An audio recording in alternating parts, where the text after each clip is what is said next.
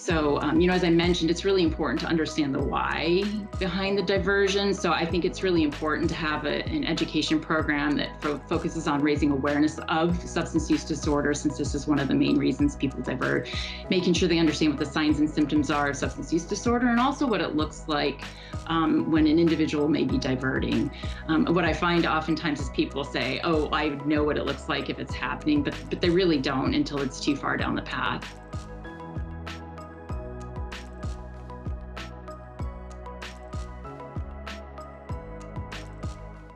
Welcome to the Pharmacy Quality Solutions Quality Corner Show, where we believe that quality measurement leads to better outcomes.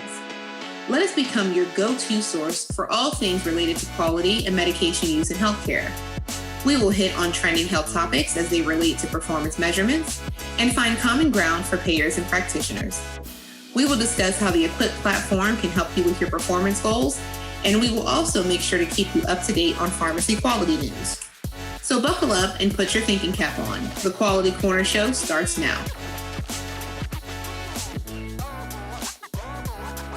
Hello, Quality Corner Show listeners. This is your host, Nick Dorich, and we welcome you to the PQS Quality Corner Show.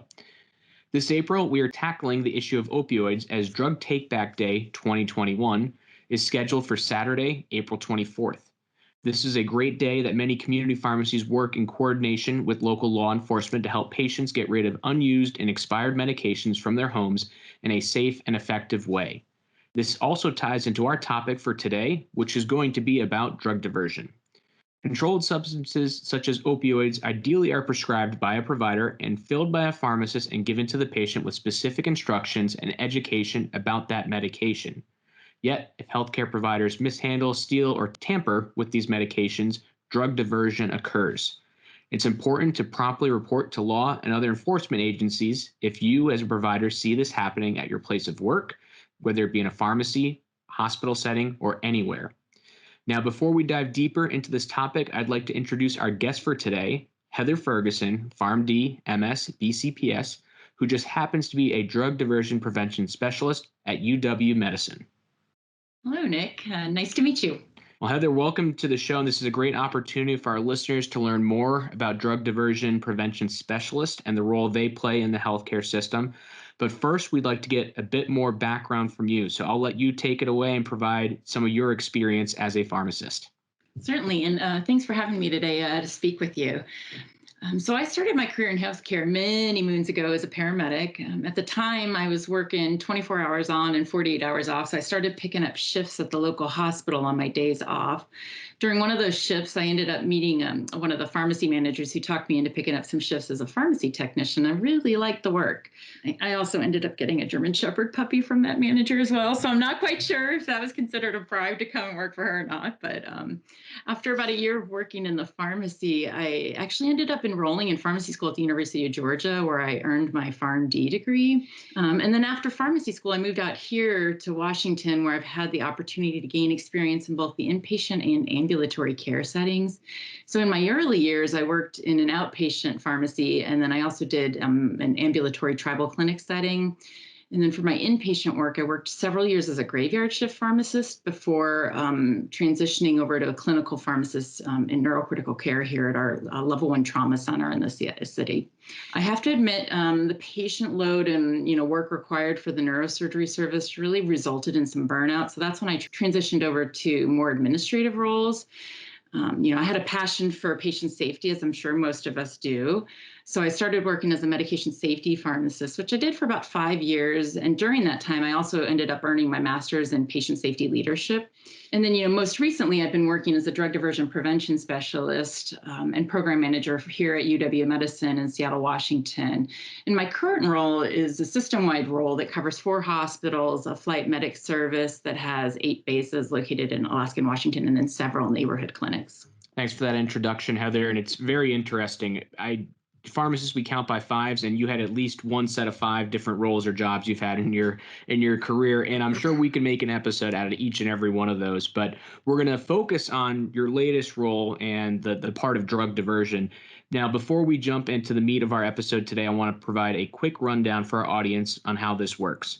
I'm going to ask 3 questions that I've got written down, and we're going to go down the list, ask the first question. Heather, you're going to get a chance to respond, and then we may have some back and forth to summarize the key points. We will then repeat that process for the second and third questions, which is going to wrap up our primary content for this recording. When we get to the end, we'll get information on how to contact you if anyone has questions, but we'll also ask a question just so that our audience gets to know you a little bit better, perhaps outside of pharmacy. Now that we have described the process, let's go ahead and jump into question 1. The ASHP, or American Society of Health System Pharmacists website, defines drug diversion as any criminal act or deviation that removes a prescription drug from its intended path from the manufacturer to the intended patient. Heather, can you help explain to our audience what a controlled substance diversion prevention program would look like, or rather, how a pharmacy or healthcare setting actively utilizes a diversion prevention program? All right. Well, when most healthcare professionals think of drug diversion, their mind usually goes straight to diversion by patients, and more specifically, patients selling their opioid prescriptions. However, healthcare providers, both within the inpatient and outpatient care settings, like you said, are diverting drugs. Well, I do on occasion consult with our pharmacists and prescribers regarding concerns about prescription misuse or drug diversion by our patients. My role does focus mostly on the prevention of diversion by our healthcare workforce. So in setting up a program like this, it's really important to understand the why behind diversion. It occurs for two reasons. Most commonly, healthcare professionals divert for self-medication purposes. I'm not sure if you know, but the current estimate is that about 1 in 10 individuals will struggle with a substance use disorder in their lifetime, and healthcare professionals aren't immune to that. And if you think about that, of that 1 in 10, there will be some who are unable to get a prescription for what they believe they need, so they will divert from that supply of work that's intended for our patients. In this pandemic this past year has resulted in an incredible amount of burnout among our colleagues, and I am truly concerned that we're going to see an increase of diversion and substance use disorder among our healthcare workforce, especially in those with poor coping mechanisms. Now, less commonly is the diversion for the intent to sell. This is more likely to occur by individuals who have access to larger quantities, such as pharmacy personnel. And I should also mention that it's not just controlled substances being diverted. For those who are listening, depending on their area of practice, they're probably aware that other medications such as gabapentin, propofol, anesthetic gases are also commonly diverted. In addition, there's also people diverting medications that can either enhance the effects of a controlled substance, for instance, promethazine or Phenergan. They may divert something that'll help treat withdrawal if they start experiencing withdrawal at work, or they may be diverting something that they can substitute for a controlled substance in patient care. For example, injectable Benadryl or injectable diphenhydramine can be substituted for an injectable opioid. So now more than ever, it's really important for organizations to have a solid drug diversion prevention plan or program in place to help ensure that they have the appropriate preventative measures in place. In truth, it's impossible to completely prevent diversion. As they say, where there's a will, there's a way. So there must also be a clear process for responding to suspected or confirmed drug diversion. When we talk about the preventative measures, these include staff education. So, as I mentioned, it's really important to understand the why behind the diversion. So I think it's really important to have an education program that focuses on raising awareness of substance use disorder, since this is one of the main reasons people divert, making sure they understand what the signs and symptoms are of substance use disorder, and also what it looks like when an individual may be diverting. What I find oftentimes is people say, oh, I know what it looks like if it's happening, but they really don't until it's too far down the path. It's also important that you educate on how important it is to report. A lot of people won't report because they're concerned about what may happen. And so in addition to talking about the importance of reporting, making sure they realize that they're going to be helping a colleague, potentially preventing patient harm and colleagues' death, but also getting them help, and they can still maintain their license. And prevention is making sure you have the appropriate policies and procedures in place to help guide processes and support workflow. And then also working on developing collaborative and multidisciplinary teams to help disseminate this education, and then have a plan for that fair and appropriate response. And so then on the response side, organizations really want to make sure they have the detailed processes in place. So when an event does happen, they have detailed steps on what to do for the investigation, who should be involved, and then make sure that they have the appropriate reporting. So for instance, if you have to report a loss to the DEA, or do you also have to report to the Board of Pharmacy? If there's somebody that you know specifically who's diverting, you likely have to report to the licensing boards. And then of course others, some states say you need to report to law enforcement, others don't. So it's really important that you recognize what your state regulations are to make sure that you're fully compliant. And of course, this role entails having an action plan for quality improvement. You can't just, when you identify issues, you can't just let them be. You have to do something. And so making sure that you have an appropriate quality improvement plan, and then of course, reporting out your work to show the benefit of the program and the important work you're doing, reporting it out to your appropriate entity, QI programs and leadership committees. In my personal experience, the implementation of our drug diversion program has really helped create a transparent, coordinated process for raising awareness of this issue, surrounding substance use disorder and drug diversion, helping address the concerns, and really improving our controlled substance accountability. Heather, as we were planning our series for April on opioid management and how a pharmacist is involved, this topic on drug diversion was important for us to cover because, as you said, there's a big quality improvement process that goes with this, right? I guess if we want to deal with hyperbole, drug diversion in the year 2001 was very different than drug diversion that we're seeing in 2021. So even though you have a plan or process in place, tactics that people may be taking to get medications, those are going to change. So just having your process, if you're only changing it when something happens, that's not a very good process. I do have one question before we proceed. And Heather, you mentioned DEA, Board of Pharmacy, licensing boards, et cetera. Are there any requirements from groups like this for pharmacies, for healthcare providers to have specifically a drug diversion plan, or is it more so just related to when thefts or diversion occur? So, there isn't requirements to have a drug diversion program. The DEA certainly has requirements, and so do your state boards of pharmacy, about how controlled substances have to be managed.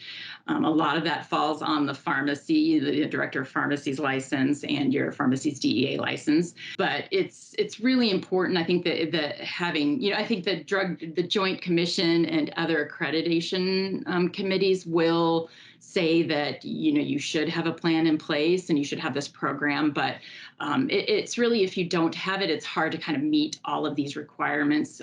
It really does help you get that coordinated, multidisciplinary approach. Thanks for that additional comment. Now, the first question was about how a pharmacy and how other healthcare providers can utilize a drug diversion program, but there are also others like yourself that actively work in this kind of role to address and minimize drug diversion. What exactly does that role entail for you on a day-to-day, week-to-week basis? I assume it's very different than what most of our pharmacists who are working behind the counter of a community pharmacy or at a hospital, what they're doing. Who do you normally work with as part of your job, and how exactly does a pharmacist get into this line of work? Yeah, well, as you probably noticed, I took a very non-traditional path on my journey into this role, but I think it's been quite beneficial to me. Having a background as a first responder and then pharmacy experience in both the inpatient and outpatient pharmacy settings, as well as that quality improvement training I received in my medication safety role in my master's program, it's really helped me approach this work in a thoughtful manner. To be fair, it still felt like I was drinking from a fire hose when I first started because there was a lot I had to learn about drug diversion. Even today, every time I think I know all the ways an individual can divert a medication, like you said, it changes. I'm often proven wrong with my next case. Of course, as we learn about it in the field, people have to learn new ways to divert. So, I know there probably aren't many job opportunities currently open in this field. And I know that often, individuals tackling this problem within their organization usually have other work priorities or work in another capacity as well. The drug diversion prevention work is more commonly just a piece of their work rather than their main area of focus. Fortunately, I am able to focus on this full time. I do believe, though, that organizations are learning the value and importance of having someone focus solely on this work. I was actually the first in this role in my organization. So my first couple of years really focused on developing the relationships and processes for the program. It was quite surprising to me how siloed some of these activities were in the past. And I think that's what tends to get organizations in the most trouble. In the past, there were times when an area manager had concerns about the performance of one of their staff members. So, they'd work naturally with their HR department to develop a plan or terminate the individual, depending on what the situation was. However, there wasn't always that consideration about whether there could have been a coinciding substance use disorder or drug diversion, possibly resulting in these performance issues. In the past, pharmacy may or may not have been notified if there were fitness for duty concerns related to substance abuse. So there may have been missed opportunities to investigate for drug diversion. And again, that mandatory reporting may have been completely omitted, which is what gets individuals and organizations into trouble. So my role reports up through the clinical risk management department, but obviously I work very closely with my pharmacy colleagues, including the pharmacy directors, auditors, I want to name any brands. So I'm going to say the automated dispensing cabinet leads to keep this neutral. But my diversion response teams also are pretty diverse. They consist of our HR consultants, risk managers, pharmacy, anesthesia, nursing, medical leaders, and then, of course, others as needed. So sometimes maybe security, depending on the situation. Of course, these are also the groups that I collaborate for most of my process improvement work as well. I'm happy to say now that all our key stakeholders are truly invested in and committed to the process. It took several years to develop this and kind of get everybody on board, but many of them have even mentioned recently, how grateful they are to have this standard collaborative process with the multidisciplinary involvement. And, it's really helped us move away from just one or two individuals fumbling through the work to having a process that promotes that shared decision-making with all the key individuals. This approach has really allowed the opportunity for individuals to bring their different perspectives, which has been quite helpful in many cases. I go in with a plan into some of these investigations thinking, it's going to be this, and this is, why this isn't happening. But somebody else will kind of put their input in and something I hadn't even thought of. And so it's really great opportunity. My advice to those wanting to work in this field would be to really try to create your opportunities. Again, not all organizations have this. So if your organization doesn't currently have someone focusing in this area, you could work to create a business case for the role. There's several organizations out there that have gotten some huge fines. And so that's always nice if you put that in front of them as well. But learn how your organization is currently addressing these concerns and identify the gaps, and then demonstrate to your leaders how you can help address these gaps to help protect patients and your staff. Gaining leadership buy-in is key to your endeavors and the success of any program like this. I would add to that, Heather, I'm just thinking recently in conversations I know that's been had with several organizations, and APHA comes to mind as one recent, where there's been more conversations about healthcare providers, substance use disorders, and it's the diversion part which you focus on as a key aspect. But bringing those conversations forward, it also helps to create and eventually build up those treatment plans, right? And that support that may be coming, because as you mentioned, there may be issues related to job production, satisfaction, et cetera. And this can be really productive, because ultimately we want to prevent that diversion. We want to treat that person that's a healthcare provider that's having that issue with the substance use disorder. We want to treat that as well, right? Right. Well, it's interesting you mentioned that. I was just thinking, because you're based out of North Carolina, and I don't know if it's the North Carolina Hospital Association or Healthcare Association. I don't remember the exact terminology, but they have a plan that individuals can access. So I encourage folks to look at it. But their drug diversion is actually kind of included in like an opioid stewardship plan, and part of that really, one of the key focuses, drug diversion is part of opioid stewardship, but then part of that is healthcare resiliency, well-being and support for individuals, because really you want to prevent diversion, right? Diversion is a side effect of another problem. Yeah, I hesitate to call it a progressive solution or policy that's there, because I think at its core, it's a recognition that healthcare providers, just like anybody else, because healthcare providers, we are human. We do have within our professions, we have substance use disorders just like anyone else, and the best treatment options and best therapy that can be related to that, be it medication related therapy or other therapy, is very beneficial, and we need to get people moving towards that spectrum in addition to ceasing that drug diversion. Heather, one other question related to this, because your description there talked a lot about how this program got built up and how that was developed and how people can do that. But I would like to explore a little bit further from your own standpoint as it goes to this. What does your day-to-day work look like now that you have the program up and running? Yeah, my work can really be quite variable day to day. I do try to focus my daily work on some of the preventative activities that I previously mentioned, like education and policy development. But I also make it a point to routinely visit different care areas in our entities to review controlled substance processes and workflows, and to speak with the frontline staff. We can have policies in place and tell people that they have to waste in a certain amount of time or remove and administer in a certain amount of time. But unless you go out there and watch what's happening, you really have no idea. So I go out, and if I identify any potentially concerning workflows, I really try to gain an understanding of why the work is being performed in that manner. Is it due to inadequate training or inadequate knowledge about their policies, or is it because workarounds were implemented due to certain barriers? So when speaking with the staff, I also try to assess their awareness of the issue of substance use disorder and the associated potential for drug diversion by any of their colleagues. Do they know what the signs and symptoms are to look for? What would they do if they have a concern? It's amazing, even with nurse managers. But when I talk to them, people still focus the thought that their colleagues wouldn't be diverting. It's really just going to be our patients. It's going to be their visitors. And when I start talking to them about the processes for diversion, their eyes start opening up about how their colleagues could divert. So, of course, when I identify opportunities for improvement, I also work with the area leadership to develop an action plan. Of course, when diversion is suspected, the investigations really do take priority. So, that has to push some of these other activities aside during the day. And I do lead all the investigations in collaboration with our response teams. And then I also lead the investigatory meetings with the employees that we have concerns about. So I try to be more proactive and preventative, but there are times when my workday has to shift based on an active investigation. So just like any pharmacist that's managing medications with a patient, it's better to be proactive in the care rather than being reactive to an event that occurs. It makes a lot of sense.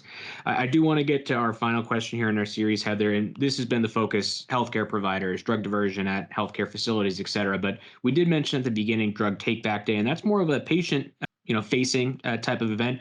Pharmacies, local health systems. I've even seen local sports teams, major league sports teams, host events for drug take back days, because the important thing, as we've said here, we've made it clear, we want to have people using drugs appropriately, and drugs, be it at home or in places where they're not supposed to be, or that's not a good thing.